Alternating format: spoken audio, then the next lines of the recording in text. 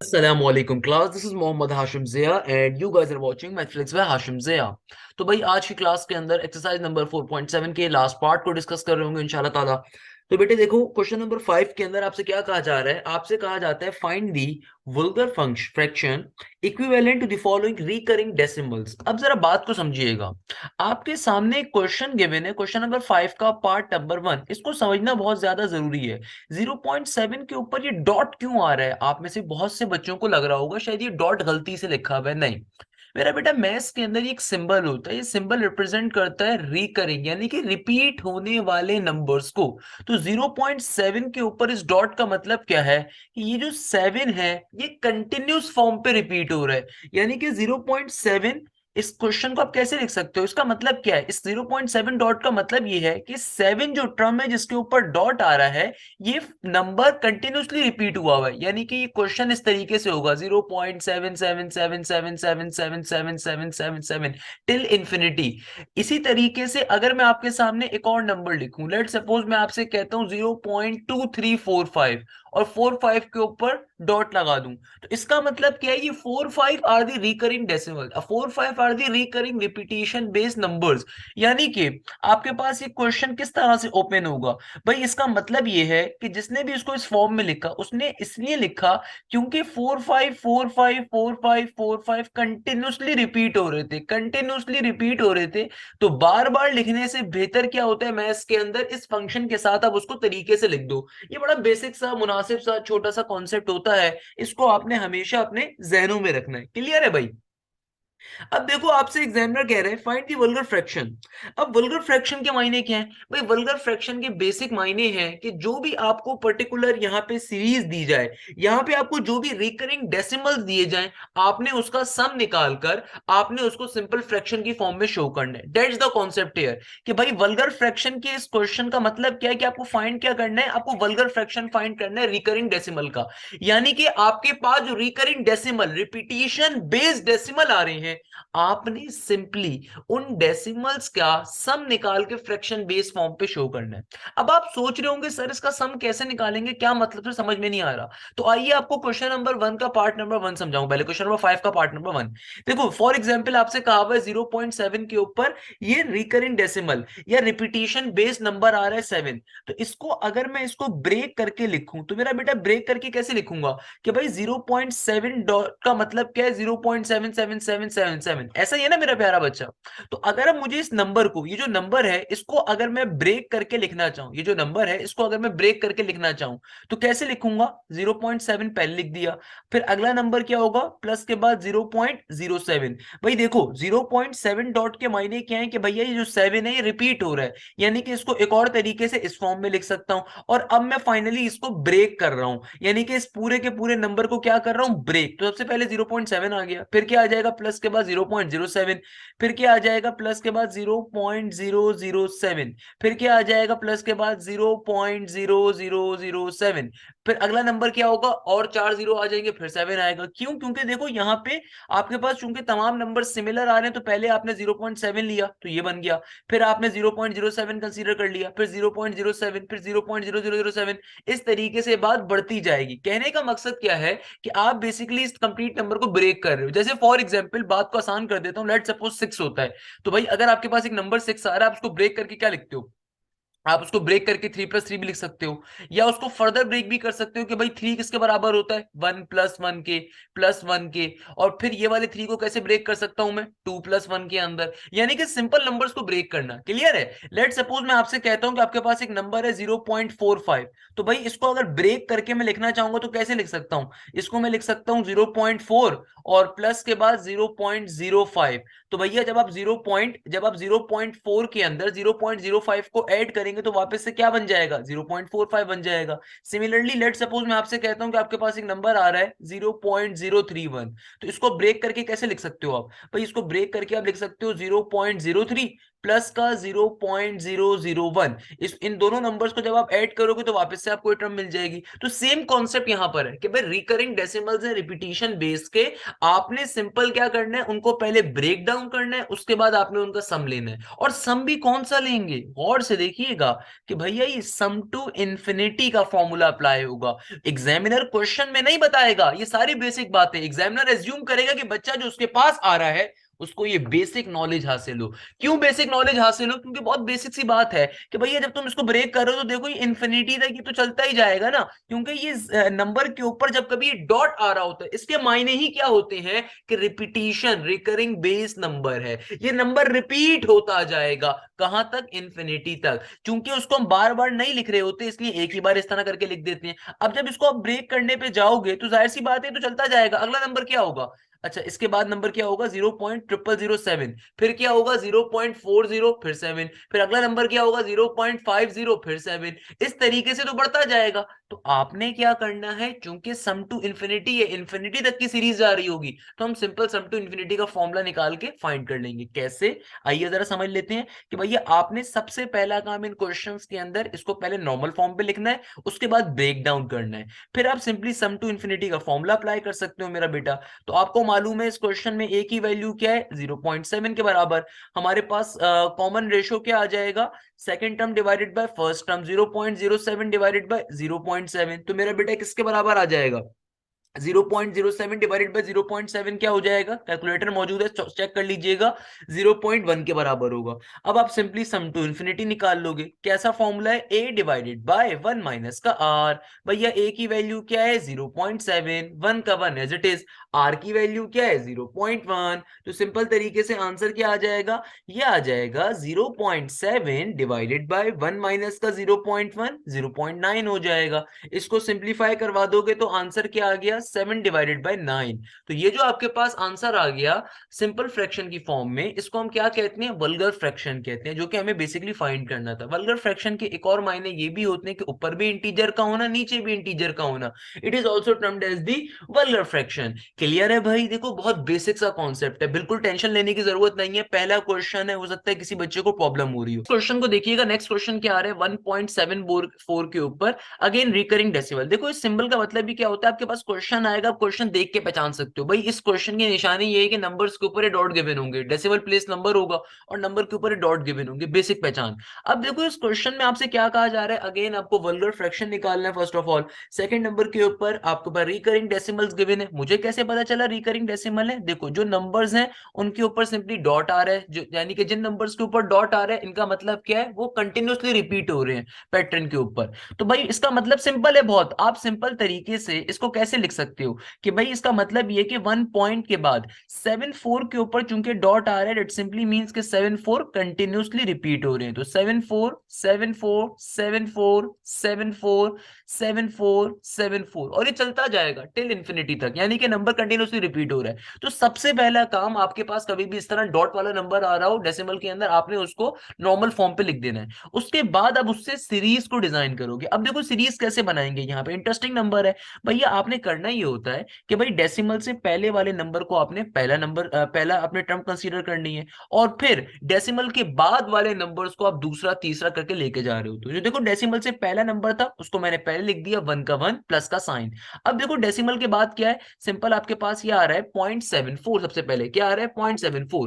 तो कैसे ब्रेक करूंगा, देखो चूंकि पहला नंबर ले चुका हूं डेसिमल से पहले वाला, तो वहां पे 0 पॉइंट आ गया, और उसके बाद के डेसिमल के बाद के दोनों रिपीटिशन बेस नंबर ले लेते हैं जो कि 7 4 के बराबर है, तो 7 4 आ गया, फिर प्लस का साइन। अब देखो गौर से, हमने डेसिमल के बाद चूंकि दो नंबर्स कंसीडर कर चुके हैं, तो इसीलिए डेसिमल के बाद अब दो नंबर्स की जगह के ऊपर 0 आ जाएगा। तो सिंपली ये क्या बन जाएगा 0.00, और फिर अगले दो नंबर्स आ गए 7 4 का 7 4। इसके बाद वाला नंबर कैसे बनेगा, देखो अब आपने यहां तक के नंबर्स को डिजाइन कर लिए, टोटल कितने नंबर्स हैं, 4 नंबर्स आप यानी कि अब तक ले चुके हो। तो इसका मतलब क्या है, डेसिमल के बाद अब 4 प्लेसेस के ऊपर 0 आएगा, उसके बाद अगले दो डिजिट्स आप लिखोगे जो कि 7 4 के बराबर है। इस तरीके से पैटर्न चलता जाता है। ऊपर मैंने इसलिए आपको आसान आसान एग्जांपल्स के ऊपर भी समझाई थी ये बात। तो आपने सिंपली ये जो आपको पास टर्म गिवन थी, ये जो आपके पास चीजें गिवन थी, आपने इसको सिंपल सीरीज में ब्रेक कर दी। क्लियर है मेरा प्यारा बच्चा? अब देखो यहां सबको बात समझ में आ गई। सबसे पहले आपने सिंपली अपने नंबर्स को सिंपल फॉर्म में लिखना है, उसके बाद आपने उसको ब्रेक डाउन कर देना है सीरीज के अंदर। अब देखो आपने यहाँ पे सम टू इंफिनिटी का फॉर्मूला अप्लाई करना है, सही है ना? मगर देखो मेरे प्यारे शागिर्द, आपने सबसे इंपॉर्टेंट चीज यहाँ पे ऑब्जर्व करनी है कि जब आपने इस नंबर को ब्रेक करा तो आपके पास एक डिजिट आ रहा है नॉर्मल सिंपल फॉर्म में, नॉन डेसिमल फॉर्म में, और बाकी सारे के सारे डिजिट्स आपके पास डेसिमल फॉर्म में है। तो रिमेंबर दिस थिंग कि कभी भी आपके पास रिकरिंग डेसिमल्स का कॉन्सेप्ट होता है तो आप सिर्फ रिकरिंग डेसिमल प्लेस नंबर्स के ऊपर ही वो अप्लाई करते हो।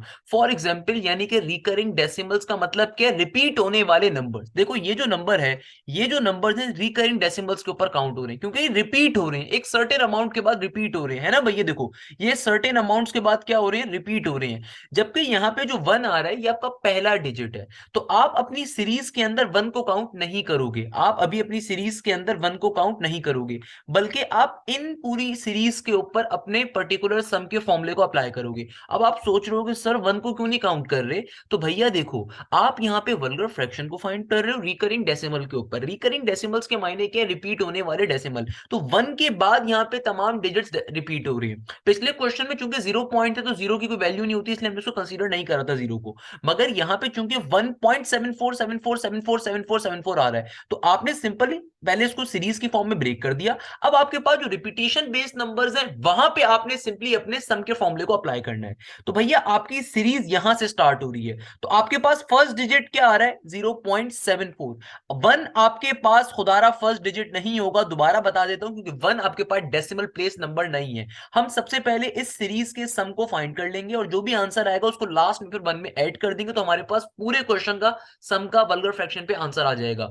इससे ज्यादा सिंप्लीफाइड फॉर्म में आप बयान नहीं कर सकते इस क्वेश्चन को करना। क्लियर है? क्या कहा मैंने कि भैया देखो जितने भी आपके पास डेसिमल प्लेस नंबर्स आ रहे हैं सबसे पहले आप उनका सम निकाल लोगे, क्योंकि सम टू इन्फिनिटी को निकाल रहे हैं, क्योंकि मेरे प्यारे शागिर्द एक सीक्वेंस के ऊपर काम चल रहा है। इन्फिनिटी के ऊपर नंबर्स जा रहे हैं, डिक्रीजिंग सीक्वेंस आपके पास सिंपली फॉर्म हो रहा है। आपने करना क्या है? सिंपल सम टू इन्फिनिटी निकालोगे इस पूरी सीरीज का, और उसको फिर जो भी स्टार्टिंग में नंबर होगा आपके पास डेसिमल में के अंदर, डेसिमल से बड़ा नॉन डेसिमल के अंदर, तो आप सिंपली उसके अंदर उसको ऐड कर देंगे। बिल्कुल टेंशन लेने की जरूरत नहीं, भी करके दिखाऊंगा, परेशान होने की जरूरत नहीं है। तो भाई देखो यहाँ पे आपके पास फर्स्ट टर्म क्या आ रही है? 0.74।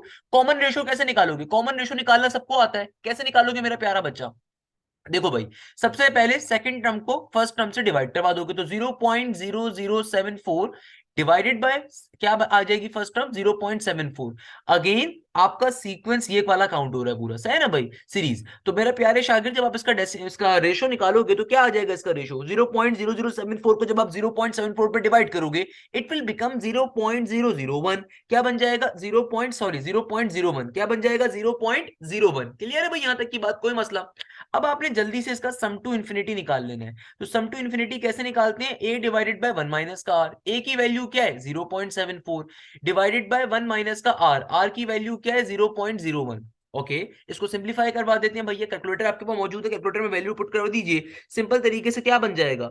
ऊपर आपके पास 0.74 का 0.74 एज इट इज, और 1 माइनस का 0.01 किसके बराबर होगा? ऑब्वियसली 1 में से 0.01 जाएगा तो 0.99 बचेगा, सही है ना भाई? क्या बचेगा? 0.99। तो ये आपके पास फाइनली आंसर आ गया किस चीज का? ये जो पूरी सीरीज गिवन थी डेसिमल के अंदर रिपीट होने वाले नंबर्स की, इस पूरी सीरीज का आपके पास ये आंसर आ गया सम का। क्लियर है? अब आपने करना क्या है? अब आप वापस से अपनी इक्वेशन नंबर 1 के ऊपर जाएं और यहां पे सिंपली 1 के बाद इस पूरी सीरीज का आंसर क्या आ गया? 0.74 डिवाइडेड बाय 0.99। इनको आपस में ऐड करवा दीजिए। ऐड कैसे करवाते हैं? बहुत ही बेसिक मेथड है, सिंपल कैलकुलेटर में जाके इनको आपस के अंदर ऐड करवा देंगे। तो ऐड करवाने के ऊपर आपको फाइनली आंसर दे देगा। तो आपने करना क्या? कैलकुलेटर में जाके 1 प्लस का 0.74 डिवाइडेड बाय 0.99 कर दीजिए, तो आपके पास फाइनली आंसर क्या आ जाएगा मेरा बेटा? ये आ जाएगा 173 डिवाइडेड बाय 99। अच्छा, किताब के पीछे होल फ्रैक्शन की फॉर्म में लिखा हुआ है, उसमें चाहे तो उसमें भी लिख सकते हैं। उसमें लिखने के लिए सिंपल आपने कुछ भी नहीं करना भैया, ऊपर 173 को डालेंगे, नीचे 99 को डालेंगे। 99 1 जारी 99 ही होगा, क्योंकि 99 2 के ऊपर तो आगे बढ़ जाएगा, जाहिर सी बात है 198 हो जाएगा ना। तो सिंपल आपके पास 99 यहाँ पे बचा। नीचे डिवीजन में क्या आएगा हमारे पास, क्या रिमाइंडर बचेगा, आई गेस 74 का रिमाइंडर बचेगा। तो आपने पास सिंपल आंसर लिख दोगे होल फ्रैक्शन की फॉर्म में। तो बेटा इसका आप आंसर कैसे लिखते हैं गौर से देख लीजिएगा। जो भी आपके पास रिमाइंडर आ रहा है इसको होल फ्रैक्शन की फॉर्म में कैसे लिखेंगे। देखो जो भी रिमाइंडर आपके पास आ रहा है सबसे पहले आप उसको ऊपर रखते हो, जो भी रिमाइंडर होता है उसका ऊपर रखते हो। जिस टर्म से डिवाइड करवाया होता है वो डिवीजन में नीचे जाती है, और जो आपका आंसर होता है इसको क्वेश्चन भी कहते हैं, वो आपके पास सिंपली मिडिल में आ जाती है। तो इस तरीके से भी अपना आंसर आप लिख सकते हो। तो बात एक ही कंसीडर होगी, मसले की बात नहीं है। एमसीक्यूज में ये वाले क्वेश्चन आने के चांसेस ज्यादा होंगे क्योंकि आपके पास ऑलरेडी सिलेबस बहुत मजे का है, तो ऑब्वियसली छोटे छोटे क्वेश्चन एमसीक्यूज में ज्यादा पूछे जाएंगे। तो आप वहां पे हो सकता है आंसर निकाल के बैठो और आप बोलो सर मेरा तो आंसर ये आ ही नहीं रहा, आपने इस तरीके से बताया था। तो भैया हो सकता है उसने होल फ्रैक्शन की फॉर्म में आपको आंसर दिया वो। देखो मैं क्वेश्चन दोबारा पूरा रिपीट कर देता हूँ। हमेशा याद रखिएगा कभी भी रिकरिंग या रिपीटेड डेसिमल का क्वेश्चन आ रहा हो और अगर उसके अंदर आपको एक ऐसा डेसिमल नंबर गिवन है जिसमें नॉन डेसिमल वैल्यू है पॉइंट से पहले, सही है ना, तो आपने करना कुछ भी नहीं होता। आपने करना बहुत सिंपल सा काम है कि भाई जितने भी आपके पास पॉइंट के बाद वाले नंबर्स होते हैं उनका सम टू इन्फिनिटी पहले आप लेते हो। उस सम टू इन्फिनिटी से आपके पास पूरी सीरीज की वैल्यू आ जाती है, और फिर उस नंबर को जाके जो भी डेसिमल से पहले का नंबर होता है उसमें ऐड करवा देते हो और आपका फाइनली आंसर आ जाता है। That's a very basic concept, इसके ऊपर मैंने आपको पूरा क्वेश्चन एक्सप्लेन कर दिया। अब क्वेश्चन नंबर 5 का पार्ट नंबर 3 आपका होमवर्क है, उसको मैं भी नहीं सॉल्व करवाऊंगा किसी वजह से, क्योंकि उसके आगे के दोनों क्वेश्चंस बहुत इंपॉर्टेंट है, उनको मैं सॉल्व करवा रहा हूं। इस क्वेश्चन को सॉल्व कैसे करोगे, देखो बेसिक वे में सॉल्व करोगे। क्वेश्चन क्या कह रहा है पूरा समझा देता हूँ। ये कह रहा है 0.259 और तीनों के ऊपर आपके पास रिकरिंग डेसिमल्स के साइन आ रहे हैं, डॉट्स आ रहे हैं। इसका मतलब क्या है, इसका मतलब ये कि तीनों नंबर्स कंटिन्यूस पैटर्न पे रिपीट हो रहे हैं, यानी कि 259, फिर 259, फिर 259, फिर 259, फिर 259 एंड सो ऑन। क्लियर है मेरा प्यारा बच्चा। तो आपने करना क्या है, इसको सबसे पहले आप ब्रेक कर दोगे सीरीज की फॉर्म में। तो चूंकि यहाँ पे देखो डेसिमल से पहले जीरो आ रहा है, कोई मसले की बात नहीं है। कैसे ब्रेक करेंगे, बहुत बेसिक मेथड के ऊपर। बेसिक मेथड क्या है कि भैया सबसे पहले हम लोग 0.259 ले लेंगे। तीनों को इसलिए लेंगे क्योंकि तीनों रिपीट हो रहे हैं ना, इसलिए हम तीनों को एक साथ रखेंगे, सही है। उसके बाद अगला नंबर क्या बनेगा, क्योंकि अब आपने तीन नंबर्स ले लिए हैं, अब आपके पास ऑब्वियसली डेसिमल के बाद तीन नंबर्स का जीरो आ जाएगा और उसके बाद फिर 259 आएगा। अब चूंकि आपने छह नंबर्स ले लिए तो ऑब्वियसली डेसिमल के बाद छह नंबर्स की जगह पे जीरो आएगा और फिर आपके पास 259 आएगा। इस तरीके से आपने अपनी सीरीज को फॉर्म कर लेना है। ए की वैल्यू यहाँ पे ये है आपके पास, कॉमन रेशो आप निकाल लोगे, सिंपल तरीके से फॉर्मूले में डालोगे, आंसर आ जाएगा। इसमें कोई मुश्किल नहीं है, बहुत सिंपल सा क्वेश्चन था, इसलिए मैंने आपको करने के लिए दिया है। मुश्किल क्वेश्चन जो वो मैं करवाऊंगा मेरा बेटा। देखो क्वेश्चन नंबर 5 का पार्ट नंबर 4। बेटा नेक्स्ट क्वेश्चन को देखिएगा, इस क्वेश्चन को मार्क कर लीजिएगा, इंपॉर्टेंट तरीन क्वेश्चन आ रहा है।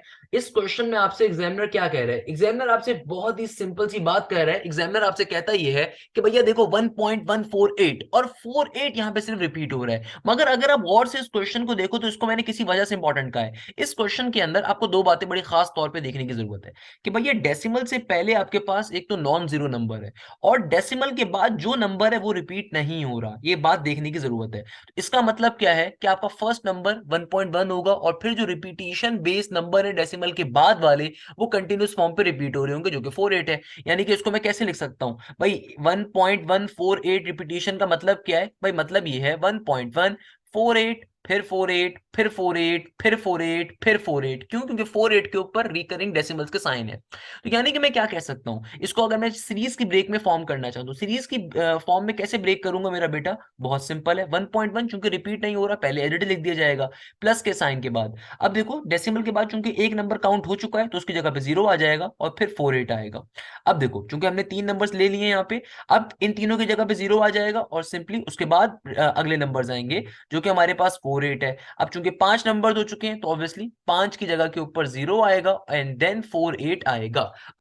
आपने जब इसको सिंपल तरीके से ब्रेक कर दिया, आपने जब इसको बहुत सिंपल तरीके से ब्रेक कर दिया, अब आपको दो चीजें अपने जहन में रखने की जरूरत है जो कि सबसे ज्यादा इंपॉर्टेंट है कि भैया आपके पास जो 1.1 है ये आपके पास रिपीटिशन वाला नंबर नहीं है। जो रिपीटिशन वाले नंबर्स होते हैं उनके ऊपर आपने सम टू इन्फिनिटी का फॉर्मूला अप्लाई करना है, यानी कि इसके ऊपर आप सम टू इन्फिनिटी का फॉर्मूला अप्लाई करोगे ताकि इस कंप्लीट सीरीज के आपको सम की वैल्यू मिल जाए। जो भी आंसर आएगा उसको सिंपल इस नंबर के अंदर आप फाइनली बाहर वाले नंबर के ऐड करवा दोगे तो फाइनली पूरे क्वेश्चन का आपके पास सम आ जाएगा वल्गर फ्रैक्शन आ जाएगा। That's a very basic concept. क्या कहा मैंने, दोबारा सुनिएगा कि भैया चूंकि आपके पास जो ये वो नंबर आ रहा है 1.1, ये कंटिन्यूसली रिपीट नहीं हो रहा, ये इन्फिनाइटली आपके पास इंफिनिटी के ऊपर नहीं जा रहा, ये एक सेम पैटर्न को फॉलो नहीं कर रहा, इसीलिए आप इसको इस सीक्वेंस के साथ एज्यूम नहीं कर सकते, इसके साथ इसका सम नहीं निकाल सकते। तो भैया जो एक जैसे नंबर्स हैं उनका सम पहले अलग निकाल लेंगे, इन नंबर्स का सम हम लोग सिंपल तरीके से अलग निकाल लेंगे, और जो भी इसके सम टू इन्फिनिटी की वैल्यू आएगी फिर इसको 1.1 में ऐड करवा देंगे। तो इसको आप अपनी इक्वेशन नंबर 1 बेशक कह दीजिए। और आपके पास अगर आप और से देखें तो यहाँ पे ए की वैल्यू अब क्या आ रही है,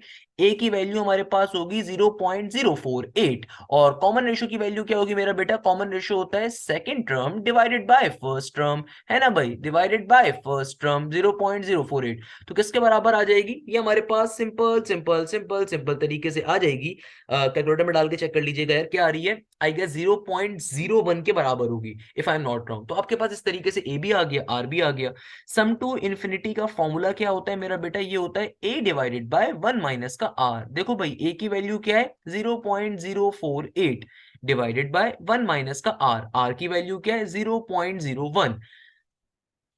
सिंपल तरीके से वैल्यूज को प्लॉट कर देंगे। भैया देखो ऊपर क्या है 0.048 डिवाइडेड बाय 1 माइनस का 0.01, ऑब्वियसली 0 पॉइंट सॉरी आपके पास क्या आ जाएगा, ये आ जाएगा हमारे पास ऑब्वियसली 0.99, क्या आ जाएगा 0.99। तो हमारे पास ये फाइनली वैल्यू आ गई किसकी, सम टू इन्फिनिटी की, यानी कि ये जो कंप्लीट सीरीज आ रही थी आपने इस सीरीज का सम निकाल लिया।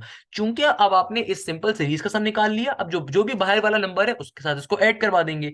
तो फाइनली इक्वेशन नंबर 1 क्या बन जाएगी, ये बन जाएगी 1.1 प्लस का 0.048 डिवाइडेड बाय 0.99। तो फाइनली हमारे पास आंसर क्या आ जाएगा, आंसर हमारे पास बहुत सिंपल तरीके से कैलकुलेटर के अंदर आप रखेंगे 1.1, कैलकुलेटर में आप रखें 1.1 प्लस का 0.048 डिवाइडेड बाय 0.99, किसके बराबर आ रहा है, ये आपके पास आ रहा है 379 डिवाइडेड बाय 330।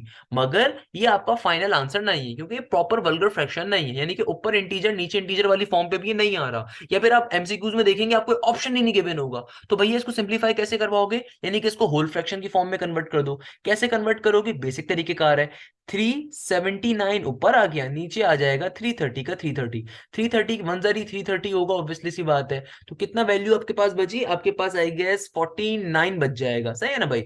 तो आप होल फ्रैक्शन की फॉर्म कैसे बनाते हो, किसी को समझ में नहीं आया तो जरा देख लो। देखो जो भी रिमाइंडर आपके पास बचता है इसको सबसे पहले आप ऊपर रखते हो, जिस टर्म से आपने डिवाइड करवाया होता है वो डिवीजन में चली जाती है, सही है। और जो भी आपके पास आंसर आ रहा होता है, जो भी आपके पास यानी कि जिसके ऊपर आपको मल्टीपल के ऊपर आंसर आपने लिया होता है, वो हमेशा मिडिल में रखी जाती है। तो ये आपके पास फाइनली इस क्वेश्चन का आंसर आ गया 1 into 49 divided by 330 whole fraction की फॉर्म में। इस तरीके से हमारे पास इस क्वेश्चन का क्या आ गया मेरा बेटा, आंसर आ गया। अब मुझे बताओ इसमें क्या प्रॉब्लम की बात है, देखो बेसिक सी चीज है, बहुत बेसिक सा कॉन्सेप्ट है कि भैया सम टू इन्फिनिटी के इन क्वेश्चंस के अंदर जो भी आपके पास सेट पैटर्न के ऊपर डेसिमल प्लेस नंबर्स रिपीट हो रहे होते हैं उनके ऊपर सम टू इन्फिनिटी अप्लाई करते हैं, और अगर कोई ऐसा नंबर हो जो कि रिपीट नहीं हो रहा उसको हम एक्स्ट्रा तौर के ऊपर बाद में उसमें दूसरे नंबर्स को ऐड कर देते हैं सम टू इन्फिनिटी की सीरीज निकालने के बाद।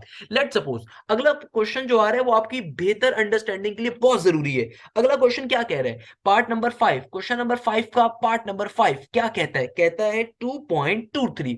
इस क्वेश्चन को समझिएगा, ये क्वेश्चन और भी इंपॉर्टेंट है और आपकी बेसिक अंडरस्टैंडिंग के लिए बहुत जरूरी है। भाई 2.23 का मतलब क्या है, देखो 2.23 का मतलब ये है कि 23 के ऊपर चूंकि रिपीटेड डेसिमल का सिंबल है, इसका मतलब क्या है 23 is continuously repeating, 23 is continuously repeating 23 23 23 and so on. यानी कि अगर मैं इसको सीरीज की फॉर्म में ब्रेक करूंगा तो कैसे ब्रेक करूंगा, देखो अब जरा गौर से, जो रिपीट होने वाले टर्म्स होते हैं हमेशा उनको एक जैसे तरीके करके लिख रहे होते हैं। तो अब देखो ये 2 पहले आ जाएगा क्योंकि इसके अलावा और कोई ऐसा नंबर नहीं है 2 के अलावा जो रिपीट ना हो रहा हो, तो हमने 2 को पहले लिख दिया। उसके बाद देखो 0.23 क्योंकि दोनों रिपीट एक साथ हो रहे हैं तो इसलिए एक साथ लिखा जाएगा, फिर प्लस के बाद 0.0023, 00 क्यों लिया सर, देखो आपने सबसे पहले दो टर्म्स को पहली टर्म में लिख दिया ना, उनकी जगह पे 0 आ जाएगा, फिर बाकी की दो टर्म्स, उसके बाद अब आपने 4 टर्म्स आप बेसिकली इस तरीके से ले चुके हो, तो इसका मतलब क्या है डेसिमल के बाद 4 0 आ जाएंगे और फिर 2 3 आएगा। इस तरीके से आपकी अगली बारी के अंदर होता है 6 0 आते फिर 2 3 आते हैं, सो ऑन। इस तरीके से हमारा चल रहा होता है। अब देखो यहाँ पे आपके पास ए की वैल्यू क्या होगी, देखो भाई बहुत इंपॉर्टेंट जुमला है ये, इसको मार्क करवा रहा हूं दोबारा से अगर किसी को समझ में नहीं आया। देखो इसके अंदर आप A2 को नहीं नहीं ले सकते। अगर आप में से कोई बच्चा सोच रहे सर अब A2 को क्यों नहीं लेते सर, इस सीरीज की तो देखिए ना सर, फर्स्ट टर्म 2 है। मेरा प्यारा बेटा, आप सम टू इन्फिनिटी यहाँ पे इसलिए अप्लाई कर रहे हो क्योंकि यहाँ पे अगर आप सीरीज को गौर से देखो, इस सीरीज को, ये इन्फिनिटी की तरफ जा रही है, ये डिक्रीजिंग सीक्वेंस है, ये चलता जाएगा, दुनिया खत्म हो जाएगी, ये सीरीज नहीं खत्म होगी। तो इसका मतलब क्या है, टू इस सीरीज का पार्ट नहीं है, टू ना तो डेसिमल प्लेस नंबर है, ना वो रिपीट करे, तो वो सीरीज का पार्ट ही नहीं है। तो आप सिर्फ इस सीरीज के ऊपर सम टू इन्फिनिटी लगा रहे हो, तो जो भी इसका आंसर आएगा उसको इस के साथ ऐड करवा दो, क्योंकि प्लस का साइन है बाहर। इस तरीके से हम काम कर रहे हैं, सही है। तो भाई इस सीरीज को और से देखो, ये जो सीरीज है 0.23 प्लस 0.0023 प्लस 0.00003, इस सीरीज के अंदर ए की वैल्यू क्या है मेरा बेटा, 0.23 के बराबर। कॉमन रेशो की वैल्यू कैसे निकालोगे भैया, simple second term divided by first term करके, बेसिक चीज है, सही है ना मेरा बेटा, बहुत सिंपल है। तो सिंप्लीफाई कर दो तो क्या बन जाएगा, आई गेस ये आ जाएगा आपके पास सिंपली 0.01 ही आ रहा होगा इनफैक्ट। ओके, अब आप सिंपल यहाँ पे उसको यूज कर दो सम टू इन्फिनिटी के फॉर्मूले को। तो भैया सम टू इन्फिनिटी का फॉर्मूला क्या होता है, ये होता है सिंपल सा a डिवाइडेड बाय 1 माइनस का r। a की वैल्यू क्या है भैया, a की वैल्यू है हमारे पास यहाँ पे किसके बराबर, 0.23 के बराबर। तो a की जगह पे 0.23 आ गया, 1 माइनस का r, r की वैल्यू है 0.01 के बराबर। तो भैया क्या बन जाएगा, 0.23 डिवाइडेड बाय 1 माइनस का 0.01, ऑब्वियसली ये हो जाएगा आपके पास 0.99। तो ये आपके पास सम टू इन्फिनिटी का आंसर आ गया। तो ये आपके पास लेट सपोज पूरी इक्वेशन 1 थी, तो आपने इस पूरी इक्वेशन के अंदर आपके पास जो ये आपके पास सीरीज थी, इन्फिनिटी वाली सीरीज जो थी आपके पास, डिक्रीजिंग सीक्वेंस जो आपके चल रहा था पूरा का पूरा, इसके अंदर इस पूरी टर्म का हमारे पास सम क्या आ गया, 0.23 डिवाइडेड बाय 0.99। तो हम सिंपली इस पूरी सीरीज की जगह के ऊपर क्या पुट कर सकता हूँ, इस टर्म को पुट कर सकता हूँ। तो फाइनली हमारी इक्वेशन नंबर 1 क्या बन जाएगी, ये बन जाएगी 2 का 2 बाहर वाला एज इट इज, इस पूरी की पूरी सीरीज की जगह के ऊपर, क्योंकि इसका सम ले चुके हैं तो इस सम की वैल्यू को पुट कर देंगे, तो हमारा फाइनली आंसर आ जाएगा। कैसे आ जाएगा, कैलकुलेटर के अंदर पुट कर दीजिए आप सिंपल तरीके से। क्या हो जाएगा भैया, 2 प्लस का 0.23 डिवाइडेड बाय 0.99, तो ये हमारे पास आ रहा होगा simply 221 divided by 99 divided by 99। Clear है मेरा प्यारा बच्चा। अगेन हो सकता है आप बोले सर ये तो हमें रिक्वायर्ड ऑप्शन ही नहीं गिवन, कोई मसले की बात नहीं है, होल फ्रैक्शन की फॉर्म में कन्वर्ट करेंगे। 221 अंदर आ गया, 99 बाहर आ गया, 99 टू जार इज 198, तो 198 नीचे आ गया। 221 में से अगर आप 198 को माइनस करें तो क्या बचेगा, 23 आई गया, सही है, 23 बच गया। तो सिंपल तरीके से क्या तरीकेकार मैंने आपको बताया कि देखो जो भी रिमाइंडर बचता है उसको हमेशा सबसे ऊपर लिखते हो, जिस टर्म से डिवाइड करवाया जाता है वो डिवीजन में जाती है, और जो आंसर आ रहा होता है उसको मिडिल वैल्यू के तौर पे लिखते हो। तो ये आपका होल फ्रैक्शन की फॉर्म में आंसर आ जाएगा, 2 इंटू 23 डिवाइडेड बाई 99। इस तरीके से आपका ये क्वेश्चन सॉल्व हो गया। अब मुझे बताओ इसमें क्या प्रॉब्लम है। देखो ये क्वेश्चन बहुत सिंपल है, हो सकता है 5 नंबर में आए, हो सकता है 1 नंबर के लिए आए, एमसीक्यूज के अंदर ज्यादा चांसेस इन क्वेश्चंस के, एमसीक्यूज के अंदर इनके छोटे क्वेश्चंस हैं मगर हैं बड़े इंटरेस्टिंग। बहुत सिंपल सा कॉन्सेप्ट है, हमेशा बस 2 बातें याद रखिएगा कि कभी भी अगर आपके पास इस तरह का सिंबल आ जाए रिपीटिशन बेस का, इसका मतलब क्या होता है कि भाई रिक्वायर्ड जो टर्म है वो कंटिन्यूअसली रिपीट करेगी इन्फिनिटी तक। दूसरे नंबर पे बस हमेशा इस बात को चेक किया करें कि जो आपको टर्म गिवन है क्या उसकी डेसिमल से पहले कोई ग्रेटर देन 0 नंबर है, अगर तो है तो फिर आप सिंपल तरीके से उस नंबर को बाद में ऐड करवाएंगे, और जो रिपीटिशन बेस्ड नंबर है उनके सम अलग लेंगे, लास्ट में दोनों को आपस में आप लोग ऐड करवा रहे हो। जैसे इस तरीके से कि भाई यहाँ पे 2 आ रहा था, 2 क्या 0 से बड़ा नंबर था, तो हमने क्या करा, हमने जब इसको ब्रेक करने के ऊपर गए हमने ऐसे ब्रेक करा कि भैया जो आपके पास 2 था पहले आ गया, और फिर बाकी जो टर्म्स रिपीट हो रही थी उनका हम लोगों ने सीरीज अलग डिजाइन करी, ताकि हम जो रिपीट होने वाली सीरीज है उनका सिंपल सम टू इन्फिनिटी निकाल लें। सम टू इन्फिनिटी निकालने के बाद उसको 2 में ऐड करवा देंगे, तो सिंपल तरीके से आपका आंसर आ जाएगा। जल्दी से आप लोग मुझे कमेंट सेक्शन में बताइए कि यहाँ तक की बात सबको क्लियर है, किसी बच्चे को यहाँ तक कोई मसला, कोई परेशानी, कोई प्रॉब्लम, जल्दी से। अच्छा तो बेटा अब हम लोग क्वेश्चन नंबर 6 को स्टार्ट करते हैं, देखते हैं क्वेश्चन नंबर 6 हमसे क्या कह रहा है। देखिए भाई क्वेश्चन नंबर 6 क्या कह रहा है, कहता है if a is equal to b divided by 2 plus b square divided by 4 plus b cube divided by a plus dot dot dot dot if b is small greater than 0 but lesser than 2 then prove that b is equal to 2a divided by 1 plus a। देखो बहुत simple सी statement लिखी हुई है, आपको एक question given है, आपको इस क्वेश्चन के अंदर a की एक सीरीज गिवन है, a is equal to b divided by 2 plus B square divided by 4 plus B cube divided by 8, और ये सीरीज इंफिनिटी तक जा रही है। आगे एग्जामिनर ने कंडीशन दी है, देखो भाई इसको पढ़ते कैसे हैं। पहले भी बता चुका हूं, जिसकी तरफ ये सिंबल होता है इसका मतलब वहां पे ग्रेटर देन है, और जिसकी तरफ पीट होती है वहां पे उस लेस देन है। इसको आप कैसे पढ़ोगे कि भैया be greater than 0 but less than 2, यानी कि बी की वैल्यू क्या है, 0 से बड़ी है मगर 2 से छोटी है। तो भाई जाहिर सी बात है ये आपके पास 0.1 भी हो सकता है, 0.2 भी हो सकता है, 0.3 भी हो सकता है, या सिंपल 1 भी हो सकता है, 1.2 भी हो सकता है। तो लेट अस अज्यूम कि 1 है बी की वैल्यू, क्योंकि एग्जामिनर क्या कह रहा है, 2 से छोटी है मगर 0 से बड़ी है। तो आपके पास जो रेंज आ जाती है वो किसके दरमियान आ जाती है, 0 से लेके 2 के दरमियान, यानी कि 0 से बड़ा नंबर है और 2 से छोटा नंबर है बी की वैल्यू का। एग्जामिनर कह रहे हैं कि इस चीज को प्रूव करके दिखाओ, कोई मसले की बात नहीं है, बहुत बेसिक तरीके से आप प्रूव कर सकते हैं। कैसे कि भाई अगर आप इस क्वेश्चन को थोड़ा सा गौर से देखें, आपको एक चीज तो यहाँ पे बड़ी क्लियरली दिख रही है, और वो क्या है कि आपको एक इनफिनाइट ज्योमेट्रिक सीक्वेंस गिवन है। कैसे? अब आप सोच रहे होंगे सर ये इनफिनाइट ज्योमेट्रिक सीक्वेंस कैसे गिवन है, सर इनफिनाइट ज्योमेट्रिक सीरीज कैसे गिवन है, हमें कैसे पता चला? तो भाई देखो अगर आप गौर से, सबसे पहले क्या है बी डिवाइडेड बाई 2, फिर क्या है बी स्क्वायर डिवाइडेड बाई 4, फिर क्या है बी क्यूब डिवाइडेड बाई 8। अगर आप इस कंडीशन को फॉलो करो, ये कंडीशन क्या कहती है कि बी की वैल्यू 0 से बड़ी है मगर 2 से छोटी है। आप 2 से छोटा कोई भी नंबर और 0 से बड़ा कोई भी नंबर एज्यूम कर सकते हैं, मगर हम अपनी आसानी के लिए कंसीडर कर लेते हैं फॉर एग्जांपल बी की वैल्यू 1 है, क्योंकि ये वो नंबर है जो 0 से बड़ा है और 2 से छोटा है। आप चाहे तो 1.2 भी ले सकते हैं, 0.8 भी ले सकते हैं, मगर इतना कॉम्प्लेक्स नंबर लेने की जरूरत नहीं है। 1 आसान सा नंबर है, समझ में भी आएगा। और दूसरे नंबर पे अगर आप गौर करें, तो जो डिनोमिनेटर है वो कंटिन्यूसली क्या हो रहा है, इंक्रीज हो रहा है। पहले 2 था, फिर 4 हुआ, फिर 8 हुआ, आगे क्या होगा, उसका डबल हो जाएगा, 16 हो जाएगा, उसके बाद 32 हो जाएगा। मुझे साफ दिख रहा है कि नीचे नीचे डिवीजन के अंदर डिनोमिनेटर आपका कंटिन्यूसली इंक्रीज हो रहा है। और आपको ये बात मालूम होनी चाहिए कि कंटिन्यूस इंप्रूवमेंट का मतलब क्या है, आपकी वैल्यू छोटी होती जाएगी। आप में से अगर किसी बच्चे को ये बात नहीं मालूम तो मैं समझा देता हूं कि भाई कभी भी अगर डिनोमिनेटर की वैल्यू न्यूमरेटर से छोटी हो, कभी भी डिनोमिनेटर की वैल्यू अगर न्यूमरेटर से छोटी हो तो इसको प्रॉपर फ्रैक्शन भी कहते हैं। मगर आसान भाषा में आपके पास जो भी आंसर आएगा डेसिमल में वो छोटा नंबर होगा। आप इस तरह जितना आगे जाते जाएंगे, लेट सपोज आप अगली बार कर दें 3 डिवाइडेड बाई 8, आप 3 डिवाइडेड बाई 8 कर दें, अगर डिनोमिनेटर न्यूमरेटर से जितना बड़ा होगा आपके पास डेसिमल में उतना ही नंबर छोटा आता जाएगा। सही है ना मेरा बेटा, ये बात समझ में आ रही है? तो अगर आप यहाँ पे देखें, यहाँ पे आपके पास जो डिनोमिनेटर है वो कंटिन्यूसली क्या हो रहा है, इंक्रीज हो रहा है। डिनोमिनेटर इंक्रीज होने का मतलब क्या है कि डेसिमल में आपका नंबर छोटा होता जाएगा। तो आपको जो सीरीज गिवन है वो डिक्रीजिंग सीरीज गिवन है। और कैसी गिवन है, जीपी के अंदर। सर आपको कैसे पता चला जीपी गिवन है? तो अभी चेक कर लेंगे ना, परेशान होने की जरूरत थोड़ी है। अच्छा भाई, यहां तक की बात सबको आई गेस क्लियर है।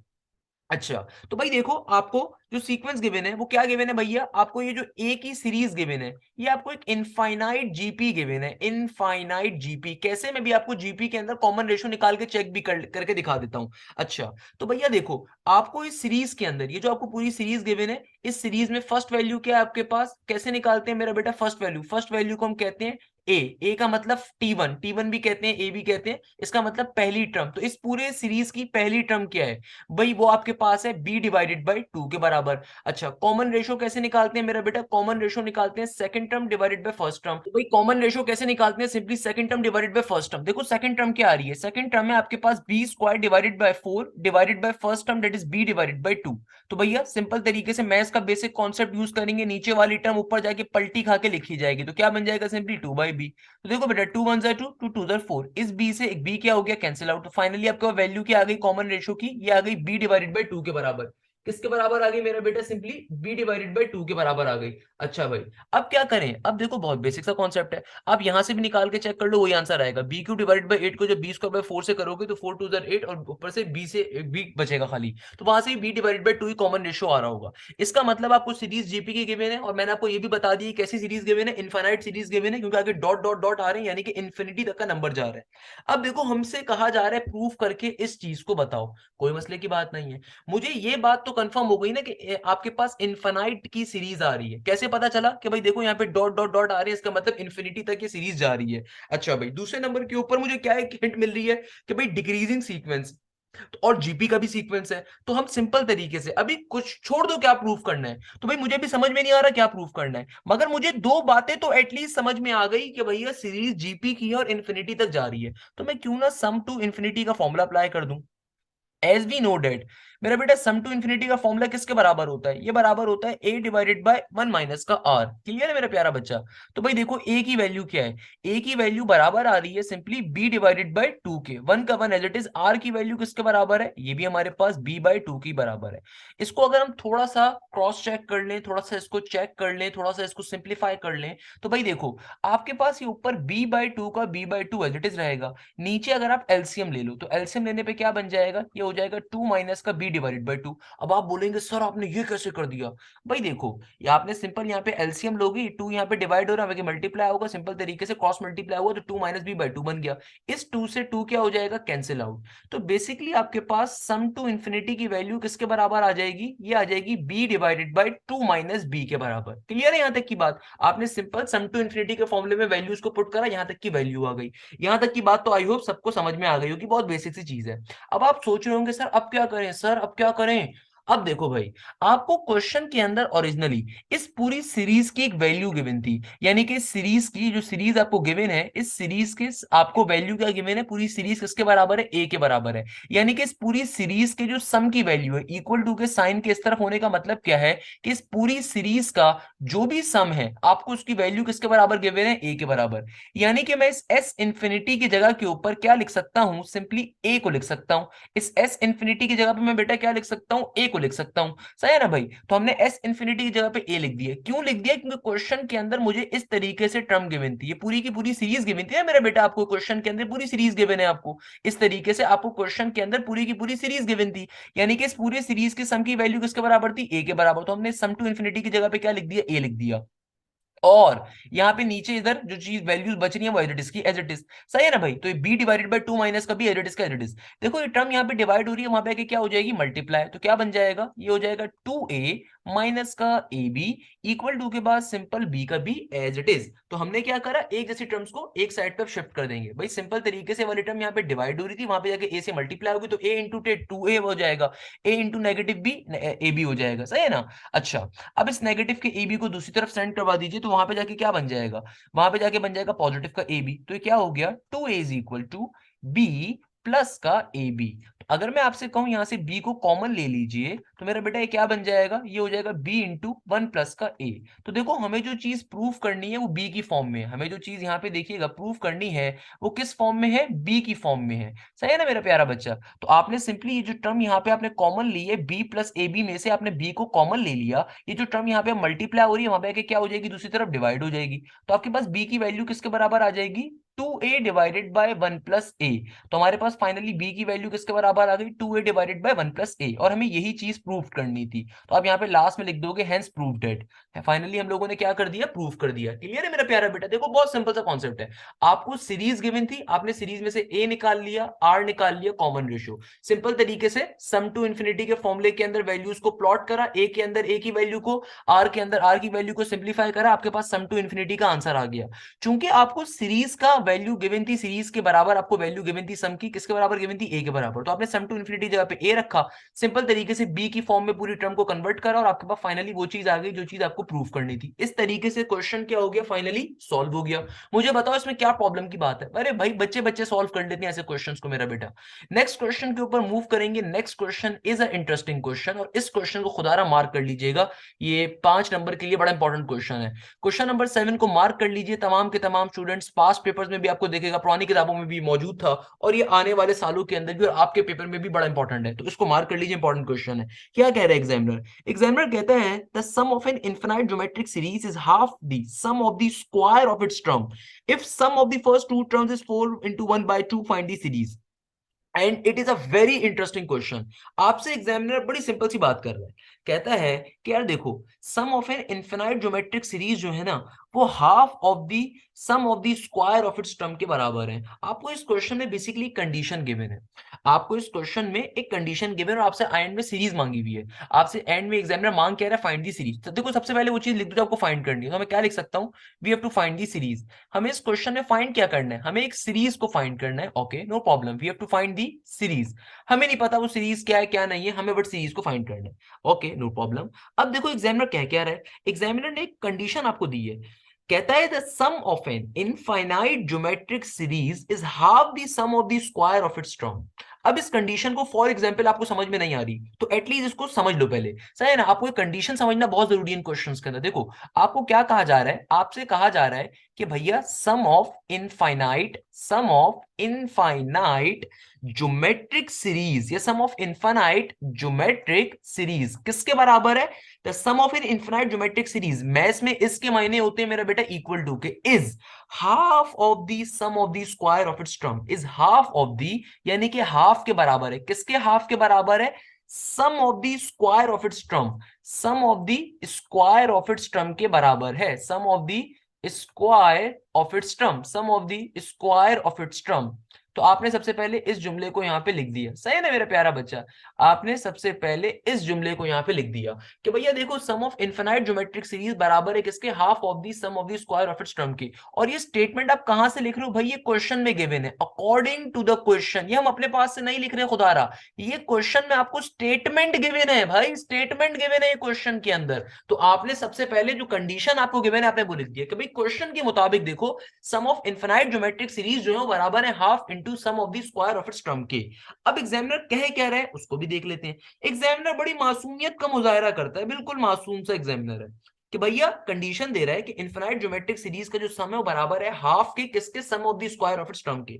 अब सबसे पहले हम देख लेते हैं कि भैया इनफिनाइट ज्योमेट्रिक सीरीज क्या होती है। आई होप सबको मालूम होगा अभी तक जब से हम पढ़ रहे थे वो चीज टॉपिक। तो भैया देखो आपके पास अगर मैं आपसे कहूं इनफाइनाइट ज्योमेट्रिक सीरीज क्या होती है, इनफाइनाइट ज्योमेट्रिक सीरीज क्या होती है, आप लोगों को याद दिलाने के लिए मैं यहाँ पे लिख देता हूं कि भैया इनफाइनाइट ज्योमेट्रिक सीरीज क्या होगी हमारे पास।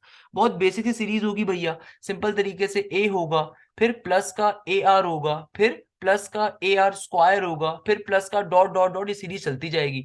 यानी कि जीपी के अंदर एक ऐसी सीरीज होगी जो कंटिन्यूसली डिक्रीज कर रही होगी, मगर उसका जो पैटर्न होगा वो बिल्कुल नॉर्मल ज्योमेट्रिक सीरीज की तरह का ही होगा। तो ये हमारे पास क्या आ गई? सम टू इनफिनाइट ज्योमेट्रिक सीरीज का फॉर्मूला आ गया भाई। बेसिक फॉर्मूला है, पुरानी लेक्चर्स के अंदर पढ़ते रहे इस चीज को कि भाई सिंपल ज्योमेट्रिक सीरीज का फॉर्मूला कि पहली टर्म ए होगी, फिर next term A into R होगी, फिर एक और आर आ जाएगा तो ए इंटू आर स्क्वायर होगी, फिर एक और टर्म आ जाएगी तो ए इंटू आर क्यूब होगी एंड सो ऑन। और चूंकि ज्योमेट्रिक सीरीज है इसलिए बीच में प्लस के साइन होंगे। अच्छा भाई अब देखो एग्जामिनर ने आपको यहाँ पे ये कंडीशन पहली तो दी है कि भाई sum of infinite geometric series बराबर है half into sum of the square of its term के, सही है ना। तो आपको मैंने सबसे पहले याद दहानी करवा दी कि भैया इनफिनाइट ज्योमेट्रिक सीरीज होती क्या है। मैंने सबसे पहले आपको ये चीज याद करवा दी ताकि आपके लिए आसानी हो जाए, आपको समझ में आ गया कि भैया इनफिनाइट ज्योमेट्रिक सीरीज होती क्या है। अच्छा यहां तक की बात भी क्लियर हो गई। आगे एग्जामिनर ने जो बात करी उस पर बाद में जाएंगे, मगर एक कंडीशन यहाँ पे और भी गिवन है आपको, उस पे हम बाद में जाएंगे। और वो क्या है? वो है is half the sum of the square of its term. इस जुमले को पढ़िएगा, ये जुमला बिलियन डॉलर्स का है। देखो अभी जो आपने सीक्वेंस बनाई है सिंपल आपने सम ऑफ इनफिनाइट ज्योमेट्रिक सीरीज की बनाई है।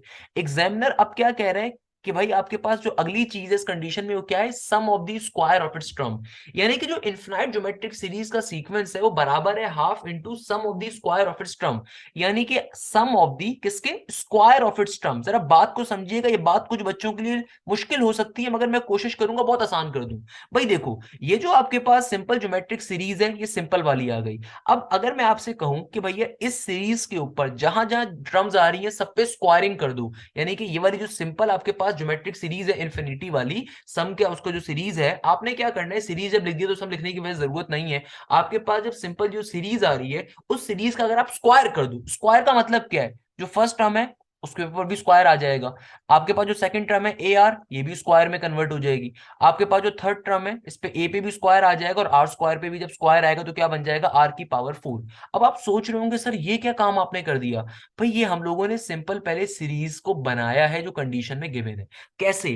क्वेश्चन को थोड़ा गौर से पढ़ो, लॉजिकल क्वेश्चन है। क्वेश्चन कहता है sum of the infinite geometric series is half of the sum of the square of its term. अब पहले बात को समझो, आपको एक चीज क्या गिवन थी? Sum of the infinite geometric series. मेरा बेटा सिंपल इनफिनाइट ज्योमेट्रिक सीरीज की आप लोगों ने सीरीज बना दी, इसमें किसी बच्चे को मसला नहीं चाहिए, सिंपल सीरीज है, जीपी के अंदर पढ़ चुके हैं। अब आगे उसने क्या कह रहा है? Sum of the square of its term, कि ये बराबर है अपनी सीरीज के टर्म्स के स्क्वायर के ऊपर। यानी कि आपके पास जो सिंपल ज्योमेट्रिक सीरीज है उसके स्क्वायर के ऊपर एक और सीरीज के बारे में बताया हुआ है कि भैया एक सिंपल जो ज्योमेट्रिक सीरीज है अगर तुम उसका स्क्वायर कर दो, sum of the square of the terms का मतलब क्या है कि सिंपल जो ज्योमेट्रिक सीरीज थी हमने उसके ऊपर जहां जहां टर्म्स थी वहां पे स्क्वायरिंग कर दी, तो हमारे पास दूसरी सीरीज ये आ गई। तो सबसे पहले हम लोगों ने यहाँ पे अपनी सीरीज को बना लिया, इसको आप बेशक इक्वेशन अल्फा कह लो और इसको इक्वेशन बीटा कह लो। मैंने किसी वजह से नाम दिए इनको, सही है ना भाई, ये इनको कुछ नाम ना भी तो कोई मसले की बात नहीं है। यहां तक की बात सबको क्लियर हो गई। क्वेश्चन में एक कंडीशन और गिवन है, according to the question, question में एक कंडीशन और अभी आपको गिवन है जो आपको झेलनी है, और वो क्या है मेरा बेटा, वो बहुत सिंपल सी है।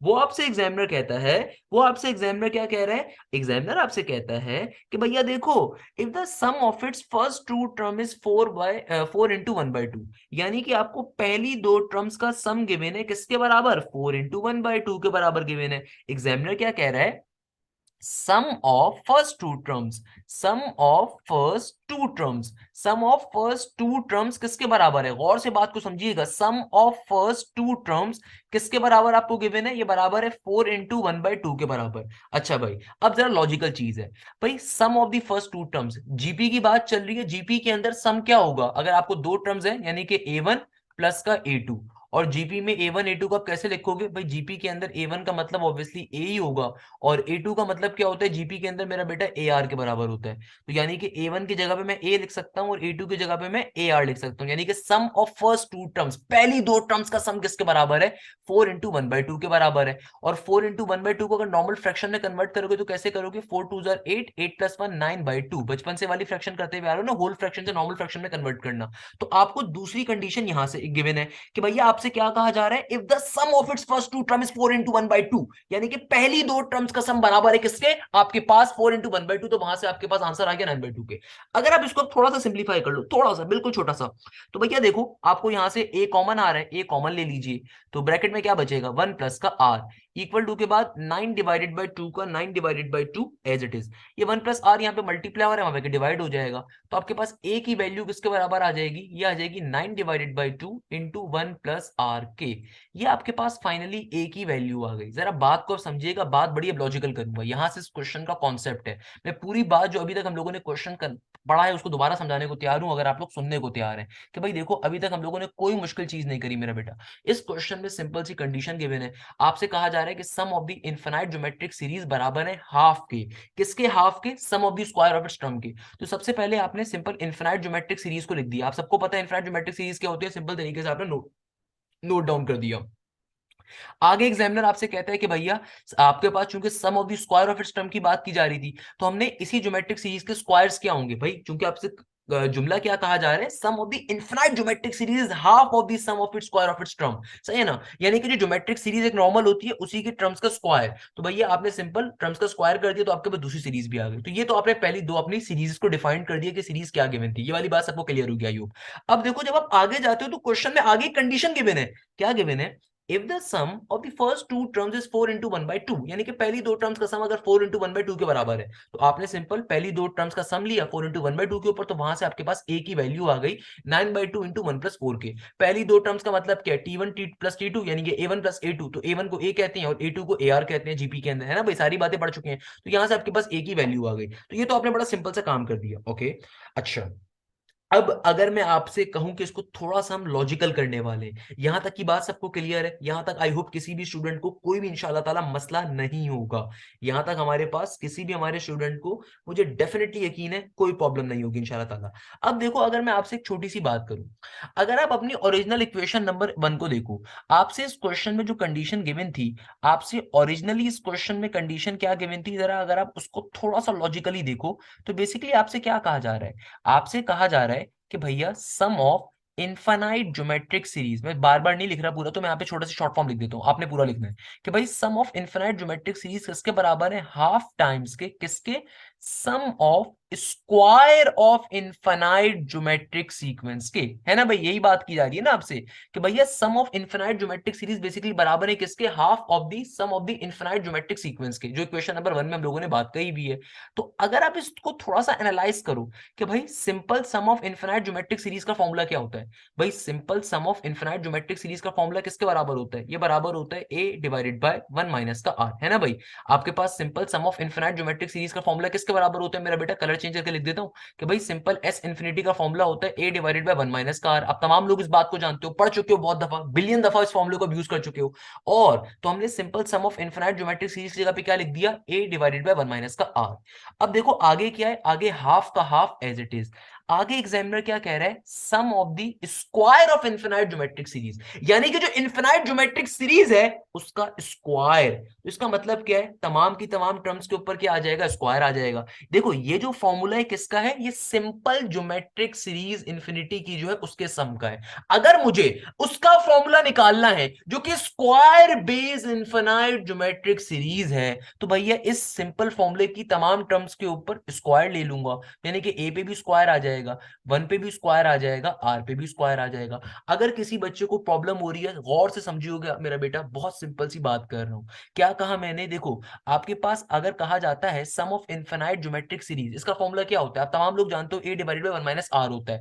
अगर एग्जामिनर मुझसे कहता है sum of square of infinite geometric series, तो इसका फॉर्मूला क्या होगा, उसी के रेलिवेंट होगा ना। या लेट सपोज मैं कहता हूं 2 मल्टीप्लाई बाय 2 4 है, तो अब आप बोलो सर 8 कब बनेगा, तो भाई 4 इंटू 2 करने पे 8 बनेगा ना, नॉर्मल सी चीज है। तो फॉर्मूला क्या बन गया, 2 से मल्टीप्लाई कर रहे हो, तो सेम कॉन्सेप्ट है, बेसिक कॉन्सेप्ट है क्या। देखो ये जो फॉर्मूला है ये सिंपल इनफिनाइट ज्योमेट्रिक सीरीज के सम का है। तो अगर मैं आपसे कहूं कि square base infinite geometric series आ रही है, उसके सम का फॉर्मूला क्या होगा, क्योंकि स्क्वायर बेस है तो हर टर्म के ऊपर आपने स्क्वायर कंसीडर कर लेना, तो ये फॉर्मूला होगा। तो इस तरीके से आपने पहला तो बेसिक काम यहां तक का कर लिया कि ये मेरा प्यारा बच्चा।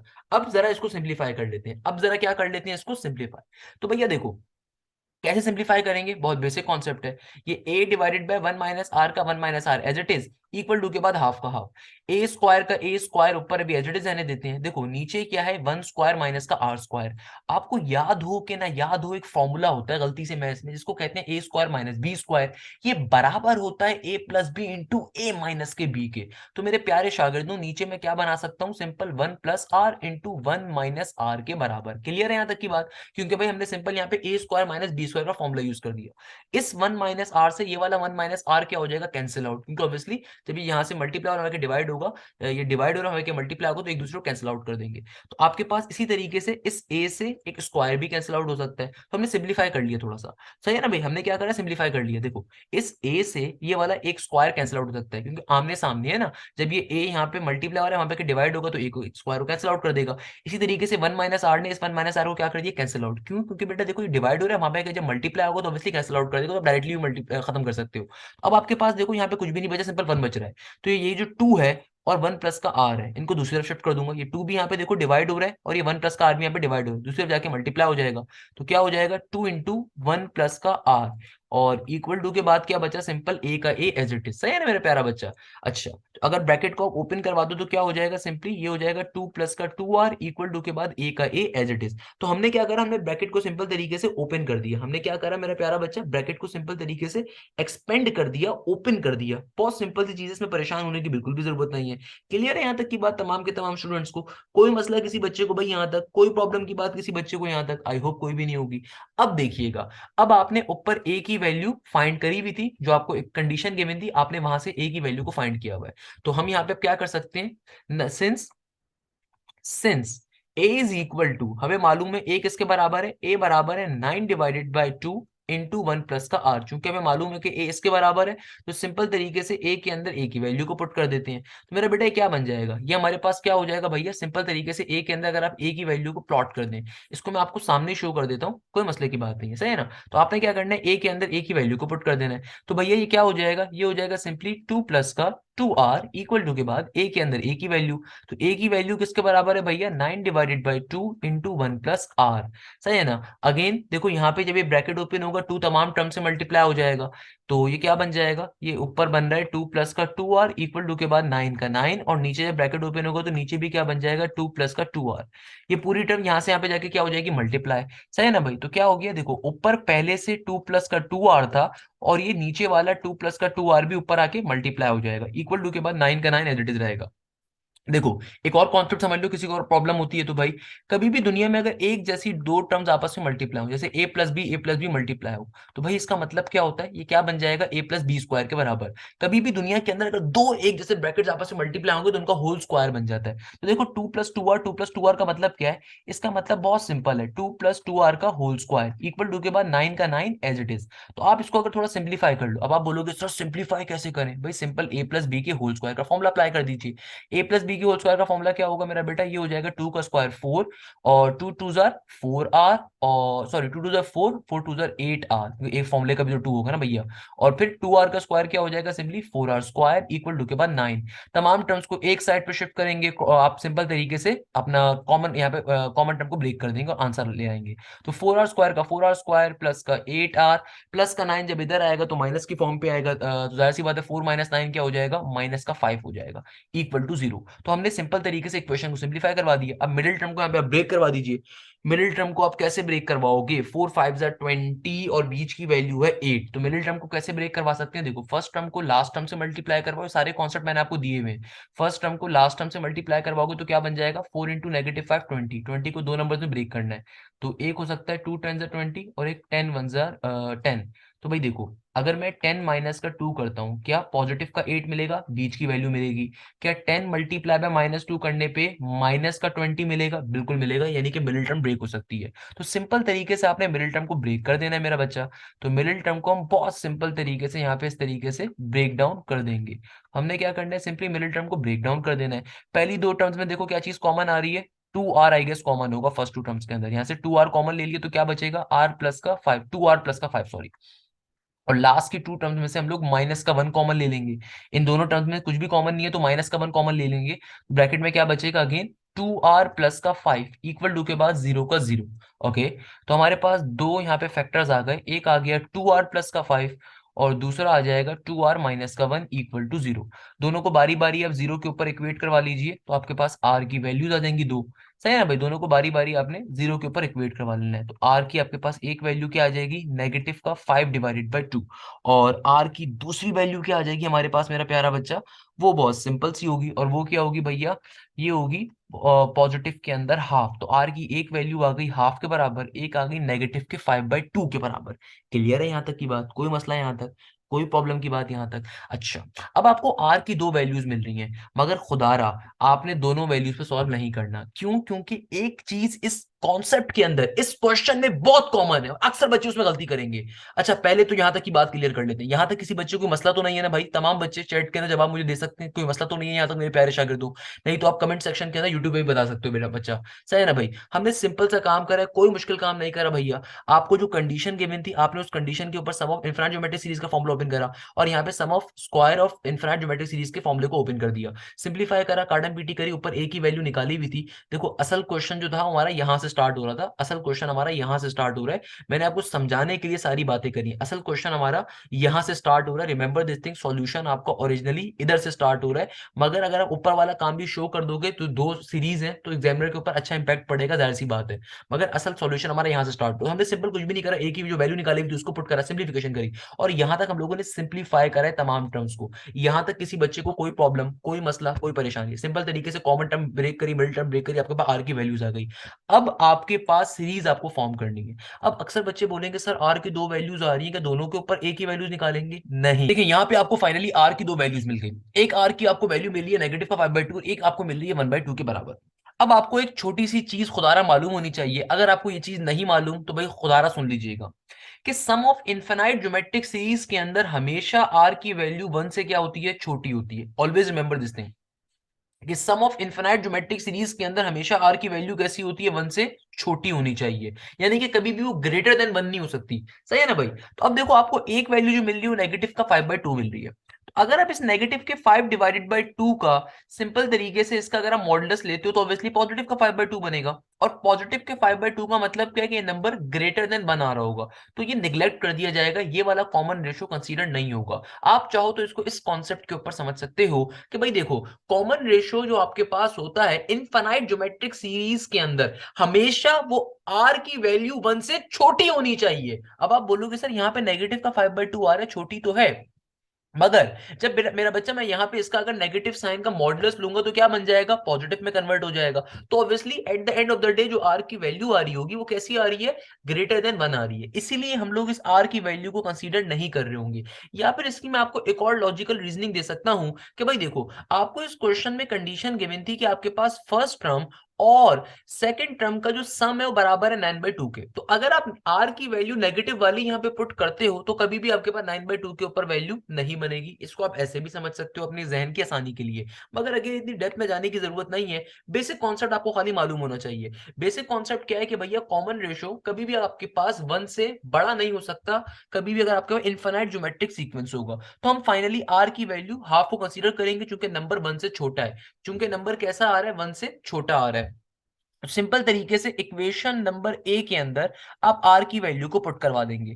तो आर की वैल्यू 1/2 को इक्वेशन नंबर 1 में पुट करवा देंगे। इक्वेशन नंबर 1 क्या थी हमारे पास, देखो भाई ये रही इक्वेशन नंबर ए। क्या है, a is equal to 9/2 into 1 plus का आर। तो क्या है मेरा बेटा, ये आ रही है a is equal to 9/2 into 1 plus का आर। आर के अंदर आर की वैल्यू को, जो कि हाफ के बराबर है। सिंपल तरीके से यहाँ पे आप एलसीएम ले लीजिए मेरा बच्चा, तो क्या बन जाएगा, 9/9 का 2 इंटू एलसीएम लेने के ऊपर ऑब्वियसली 3/2 हो जाएगा। इस 2 से 2 कट गया, इस 3 3 जा 9 हो गया। तो ए की वैल्यू किसके बराबर आ जाएगी, फाइनली 3 के बराबर। तो भाई देखो, अब आपको ए भी मिल चुका है, आर भी मिल चुका है। हमें फाइनली इस क्वेश्चन में सीरीज फाइंड करनी थी, जल्दी से सीरीज आ जाएगी। कैसे निकालेंगे, क्या लिखोगे भैया, सिंपल तरीके से लिखोगे series when a is equal to 3, when a is equal to 3 and r is equal to 1/2। तो भाई इनफाइनाइट ज्योमेट्रिक सीरीज क्या होती है, मैंने इसीलिए ऊपर आपको लिख के दिखा दी थी कि अब आपको समझ में आ जाएगी। ये होगा a प्लस का ए आर प्लस का ए आर स्क्वायर प्लस का डॉट डॉट डॉट डॉट, और ये बात चलती जाएगी। सिंपल तरीके से ए के अंदर ए की वैल्यू को पुट कर दीजिए, ए के अंदर ए की वैल्यू को, आर के अंदर आर की वैल्यू को। इस तरीके से आपके पास क्या आ जाएगी, इनफाइनाइट ज्योमेट्रिक सीरीज। तो ए के अंदर ए की वैल्यू को, आर के अंदर आर की वैल्यू को। सही है ना मेरे प्यारा बच्चा। तो आपके पास इस तरीके से इनफाइनाइट ज्योमेट्रिक सीरीज आ जाएगी। तो क्या बन गया, 3 प्लस का 3/2 प्लस का 1/2 का स्क्वायर क्या हो जाएगा, 3/4 प्लस का डॉट डॉट डॉट, और ये सीरीज चलती जाएगी। इस तरीके से फाइनली आपको सीरीज मिल गई। देखो बहुत सिंपल सा क्वेश्चन था, प्रॉपर कंडीशन थी। आई होप अब ये बात आप तमाम स्टूडेंट को समझ में आ गई होगी, और अब इस क्वेश्चन में कोई भी प्रॉब्लम किसी भी स्टूडेंट को नहीं होगी। बेसिक सी चीज है यार, इसमें कोई मसले की बात नहीं है। आर की दो वैल्यूज आई थी, चूंकि एक वैल्यू 1 से बड़ी है, ऑल्दो नेगेटिव के अंदर है, बट जाहिर सी बात है जब उसका मॉडुलस लोगे तो answer at the end of the day positive में कन्वर्ट हो सकता होता है। तो चूंकि आपके पास वैल्यू 1 की से बड़ी आ रही थी, इसलिए हम उसको कंसीडर नहीं करेंगे, निग्लेक्ट कर देंगे। सही है ना भाई। तो आर की दूसरी वैल्यू थी जो 1 से छोटी है, आपने सिंपल तरीके से उसके ऊपर ए की वैल्यू को फाइंड कर लिया और अपनी सीरीज को फॉर्म कर लिया। इस तरीके से फाइनली फाइनली ये क्वेश्चन क्या हो गया, सॉल्व हो गया। Now moving on the last question of this exercise, that is question number 8। अब देखो ये क्वेश्चन क्या कह रहा है। ये क्वेश्चन कहता है joining the midpoints of the side of an equivalent triangle, an equilateral having the half the parameter of the original triangle is obtained. We form a sequence of nested equilateral triangle in this manner, with the original triangle having the parameter 5/2. What will be the total parameters of all the triangles formed in this way? अब ये जो question आ रहा है बड़ा interesting question आ रहा है बेटा। तो क्वेश्चन नंबर 8 को समझिएगा, बहुत इंपॉर्टेंट क्वेश्चन है। अगेन इस क्वेश्चन को भी मार्क कर लीजिए, it is a very important question. अब बहुत सारे बच्चे जो है ना, अक्सर वो पेशतर हमारे जो स्टूडेंट्स होते हैं वर्ड प्रॉब्लम बेस्ड क्वेश्चन में कंफ्यूज हो जाते हैं। आइए जरा क्वेश्चन को समझ लेते हैं, हालांकि बहुत आसान क्वेश्चन है। देखो एक ट्राइंगल का जिक्र हो रहा है, तो सबसे पहले मैंने आप लोगों की आसानी के लिए एक मासूम सा ट्राइंगल बना दिया। अब देखो एग्जामिनर क्या कह रहा है, कहता है joining the mid points of the sides of an equilateral triangle. अच्छा, देखो मिड पॉइंट क्या कहते हैं, बीच के पॉइंट को कहते हैं, यानी कि जो भी आप ट्राइंगल्स की साइड्स है ना, उनसे आप बेसिकली मिड पॉइंट को बना रहे हो। यानी कि फॉर एग्जांपल लेट सपोज एक मैंने अपना पर्टिकुलर इस कोने से, इस वर्टेक्स से एक पर्टिकुलर मैंने मिड पॉइंट को ड्रॉ कर लिया, लेट सपोज। सही है ना। मैंने क्या कहा कि भाई हमारे पास जो साइड का मिड पॉइंट था, उससे एक साइड को मैंने इंडोर्स कर दिया, और इसी तरीके से दूसरी वाली साइड से दूसरे मिड पॉइंट को कंसीडर कर दिया, इसी तरीके से तीसरी वाली साइड से तीसरे मिड पॉइंट को कंसीडर कर दिया। यानी कि एग्जामिनर क्या कह रहा है, एग्जामिनर बहुत बेसिक सी बात कर रहा है। कहता है कि भैया देखो आपने क्या किया, आपने बेसिकली आपने एक ट्राइंगल को ड्रॉ करा, उस ट्राइंगल के अंदर से आपने जो भी आपके पास साइड्स थी ना, आपने उनको एक दूसरे के मिड पॉइंट्स के ऊपर जोड़ रहे हो। Joining the mid points of the sides of an equilateral triangle, an equilateral having half the parameter of the original triangle is obtained. जरा इस जुमले को समझिएगा। अच्छा, बहुत सारे जो स्टूडेंट्स होंगे उनको लफ्ज पैरामीटर का मालूम ही नहीं होगा, तो जिन बच्चों को ये बेसिक नॉलेज नहीं है उनके लिए क्वेश्चन थोड़ा टफ है, मगर बहुत आसान है। देखो पैरामीटर कहते हैं sum of all the sides किसी भी फिगर का, sum of all the sides parameter कहते हैं। लेट सपोज अगर आपके पास ये वाली साइड साइड ए है, ये वाली साइड भी ए है, ये वाली साइड भी ए है, तो इस ट्राइंगल का पैरामीटर क्या होगा, a+a+a 3a के बराबर होगा, है नहीं, बट मैं खाली आपको बताना चाह रहा था, सही है ना। लेट सपोज अगर आपके पास एक स्क्वायर है, सही है ना, एक स्क्वायर है आपके पास, फॉर एग्जाम्पल ट्राइंगल है लेट सपोज, तो यहाँ पे फॉर एग्जाम्पल आपके पास साइड्स की जो लेंथ है ना वो बी बी ए ए है, तो भाई इस पर्टिकुलर रेक्टेंगल का पैरामीटर क्या होगा, तमाम साइड्स का सम, पैरामीटर कहते हैं किसी भी फिगर के अंदर तमाम साइड्स को सम होता है उसको पैरामीटर कहते हैं, तो ये ऑब्वियसली वैल्यू होगी 2 × a + b के बराबर, सिंपल इज दैट। अच्छा, अब देखो एग्जामिनर क्या कह रहे हैं, एग्जामिनर कह रहा है ओरिजिनली इस ट्राइंगल का पैरामीटर क्या है, ओरिजिनली 5/2, यानी कि ओरिजिनली जो आपको पैरामीटर गिवन है इस ट्राइंगल का वो गिवन है 5/2, मगर आपसे एग्जामिनर बड़े मजे की एक बात कर रहा है, कहता है joining the mid points of the sides of an equilateral triangle and equilateral is obtained,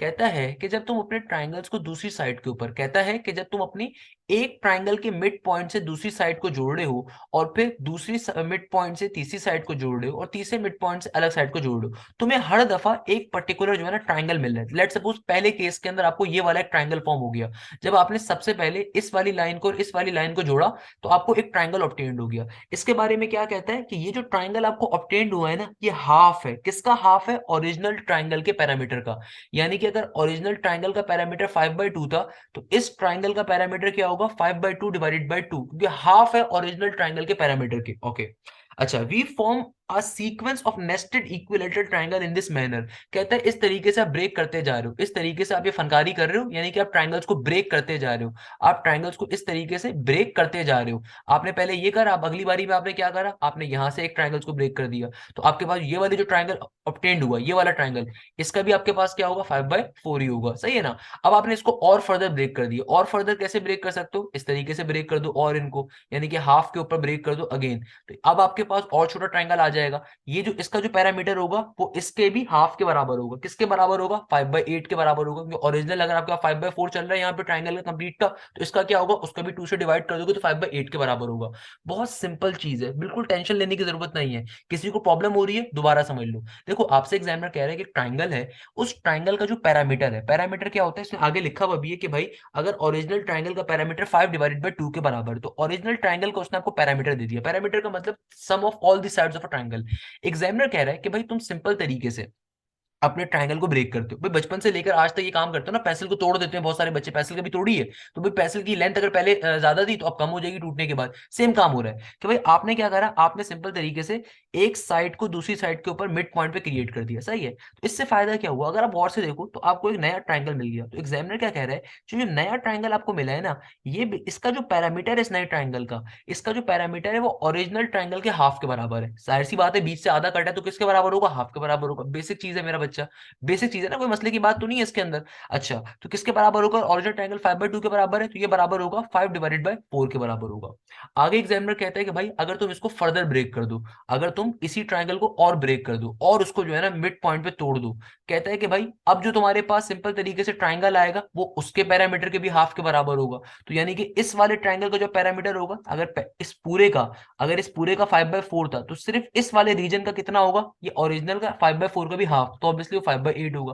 कहते हैं इस तरीके से कहानी चलती जा रही है, तो बड़े मजे का लॉजिकल क्वेश्चन है। तो आपको एक सीरीज गिवन है, और ये सीरीज कौन सी गिवन है, इनफाइनाइट ज्योमेट्रिक सीक्वेंस। कैसे कि भाई देखो, अगर आपके पास ओरिजिनल जो पैरामीटर था वो 5/2 था, उसके बाद आपको पैरामीटर क्या मिल रहा है, जो उसके बाद आपने अपने जब ओरिजिनल ट्रायंगल को ब्रेक कर दिया हाफ के अंदर, तो जाहिर सी बात है ओरिजिनल पैरामीटर डिवाइडेड बाय 2 तो 5/4 हो गया, फिर फर्दर अपने ट्रायंगल को ब्रेक करोगे तो और छोटा हो जाएगा वो, तो 5/8 बन जाएगा। इस तरीके से कहानी ये चलती जाएगी जब तक कि आप चलाते रहो। कहने का मकसद क्या है, बिल्कुल वही छोटी सी एग्जांपल है यार, कि आपके पास लेट सपोज एक बड़ी सी च्युइंगम है, एक आपके पास बड़ी वाली टॉफी है, लेट सपोज आपसे आपके किसी भाई बहन ने मांगी, आपने उस स्पाउट के पैकेट से, फ्रेशो के पैकेट से एक पैकेट इसे एक को दे दिया, फिर एक च्युइंगम और एक को दे दी, तो आहिस्ता आहिस्ता क्या होगा, बड़ी सी च्युइंगम का पैकेट जो होगा वो आहिस्ता छोटा हो जाएगा ना, नॉर्मल सी बात है, जब तक कि खत्म ना हो जाए, जो भी होना है हो जाए। तो आपके पास इसी तरीके से एक इनफाइनाइट ज्योमेट्रिक सीरीज यहाँ पे गिवन थी, कि भाई पहले टर्म क्या गिवन है, ओरिजिनल ट्राइंगल का पैरामीटर, जब आपने ट्राइंगल को हाफ हिस्सों में ब्रेक कर दिया तो और कम हो जाएगा, ओरिजिनल के 2 के डिवीजन के ऊपर हो जाएगा, उसके बाद और ब्रेक कर दिया तो और कम हो जाएगा, पूरी सारी बातें यहाँ पे लिखी हुई है। कि भाई किस तरीके से काम हो रहा है। तो आपको ये सीरीज गिवन है, सही है ना मेरा बेटा। तो अब आपने करना कुछ भी नहीं था, असल चीज इस क्वेश्चन के अंदर इस सीक्वेंस को, इस सीरीज को बनाना पहचानना ही है, सही है ना। तो अब आपको देखो यहाँ पे क्वेश्चन को सॉल्व करना बहुत ही आसान है। ए की वैल्यू क्या गिवन है, 5/2 के बराबर। कॉमन रेशियो क्या गिवन है, second term divided by first term. तो वो आपके पास सिंपल तरीके से क्या हो जाएगा, ये हो जाएगा 5/4 का 5/4 इंटू 2/5। तो 5 से 5 कट गया, 2 1 2 4। तो आर की वैल्यू किसके बराबर आ जाएगी, 1/2 के बराबर आ गई। इसको सिंपल तरीके से आप सॉल्व कर लीजिए। सम टू इन्फिनिटी का फॉर्मूला आप तमाम लोगों को सिखा चुका हूं, किसके बराबर होता है, ए डिवाइडेड बाय 1 - आर के, क्योंकि आपको सम निकालना है, आपको टोटल पैरामीटर्स निकालने हैं जितने फॉर्म हो सकते हैं इन दिस मेथड के ऊपर। तो टोटल पैरामीटर कैसे निकालोगे, ऑब्वियसली इस पूरी सीरीज का, इस पूरे सीक्वेंस का सम निकालकर। सिंपल तरीके से एस इन्फिनिटी क्या हो जाएगा, ए डिवाइडेड बाय 1 - आर के। तो भाई देखो ए की वैल्यू किसके बराबर है, 5/2 के। 1 माइनस का आर, आर किसके बराबर है, 1/2 के। सिंपल तरीके से इसको सॉल्व करवा लीजिए, बेसिक मैथ्स के ऊपर सॉल्व हो जाएगा मेरा बेटा। तो 1 माइनस हाफ बेसिकली हाफ के बराबर ही होगा, तो 2 से 2 कट गया। तो फाइनली आपके पास इस पूरे ट्राइंगल्स के अंदर जो आपने half half half half half half half half करके ब्रेक करा, तो इन तमाम के तमाम ट्राइंगल्स का सम किसके बराबर आ रहा है, टोटल पैरामीटर किसके बराबर आ रहे हैं, वो आपके पास आ रहे हैं 5 के बराबर। देखो सिंपल क्वेश्चन है, बहुत बेसिक कॉन्सेप्ट है। किसी बच्चे को मसला हो रहा है तो बेशक ऐसे समझ लो कि यार देखो एक ट्राइंगल है, आपने पहले उसको हाफ हिस्से में ब्रेक करा, फिर उसके हाफ में ब्रेक करा, फिर उसके हाफ में ब्रेक करा। यानी कि अगर किसी बच्चे को इस वाले सीक्वेंस के ऊपर प्रॉब्लम हो रही है तो मैं एक और तरीके से भी इस क्वेश्चन को समझा सकता हूँ कि यार देखो ओरिजिनली एग्जामिनर आपसे क्या कह रहा है। एग्जामिनर आपसे कहता है, आपके पास ओरिजिनल ट्राइंगल था, आपने सबसे पहले इसको हाफ में ब्रेक कर दिया। अब अगर ओरिजिनल का पैरामीटर आपके पास 5/2 था, ओरिजिनल ट्राइंगल का पैरामीटर, तो आपने इसको हाफ में ब्रेक करा, तो अब इसका पैरामीटर क्या आ गया, सिंपल 5/2 का डिवाइड बाई 2 हो जाएगा। अब ये क्या बन गया, 5/4 के। फिर आपने उसको और छोटे हिस्से में ब्रेक कर दिया, अब इसका जो पैरामीटर होगा उसका भी आधा हो गया, तो ये बन गया 5/8 के बराबर। इस तरीके से अगले वाले को आपने उससे भी छोटा कर दिया, 5/12 हो जाएगा। इस तरीके से कहानी चलती जाएगी, सही है ना। तो आपके पास, आपसे एग्जामिनर कह रहा था मासूमियत के साथ कि बताओ टोटल कितना पैरामीटर आपको मिल सकेगा इस पूरे ट्रायंगल के ऊपर। तो सिंपल तरीके से आपने अपनी सीरीज को, सीक्वेंस को फॉर्म करा। इनफाइनाइट ज्योमेट्रिक सीरीज आ रही है क्योंकि आहिस्ता आहिस्ता डिनोमिनेटर की वैल्यू इंक्रीज होती जाएगी। तो आपने सिंपल ए की वैल्यू निकाल ली, आर की वैल्यू निकाल ली, सम टू इन्फिनिटी के फॉर्मूले में डालोगे, सिंपल तरीके से आपके पास आंसर आ जाएगा। इस तरीके से क्वेश्चन सॉल्व हो गया। आप मुझे बता सकते हैं कि भाई इसमें क्या प्रॉब्लम की बात थी, इसमें क्या मसले की बात है, इसमें क्या परेशानी की बात है। मैं आपके क्वेश्चंस का, मैं आपकी इंतजार करूंगा कि आप मुझसे पूछेंगे और मुझे बताएंगे कि आपको लेक्चर समझ में आया, क्या आपको लेक्चर पसंद आया। अगर तो आया तो कमेंट सेक्शन के अंदर मुझे लाजमी जवाब दीजिएगा, अपने दोस्तों से लाजमी शेयर करिएगा। मुझे लाजमी बताइएगा आपको कितना अच्छा लगा, कितना अच्छा नहीं लगा। यहीं पे इस लेक्चर का इख्तिताम करूंगा, इस उम्मीद के साथ कि आप जाएं जैसे खैरियत से होंगे इंशाल्लाह ताला, और मुझे बहुत सारी अपनी दुआओं में याद रखिएगा। एक्सरसाइज 4.7 अपने मंतकी अंजाम पे पहुंचती है। इंशाल्लाह नेक्स्ट एक्सरसाइज को मुलाकात होगी आपसे। जज़ाकल्लाह, thank you so much. Hashim Zia signing of.